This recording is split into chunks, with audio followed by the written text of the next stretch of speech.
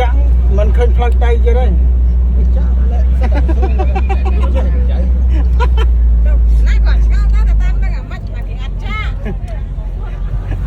ถ้าก็มดตรงมดสีบาย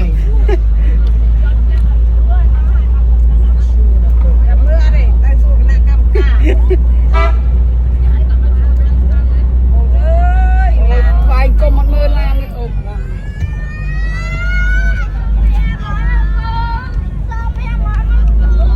ต้องเงินเลยนะบ้องเอาเอาเราเลยยัยโอ้ยอ่อนเนี่ยจ่ายเลยโอ้แล้วก็จะไปต้องมาฆ่าไง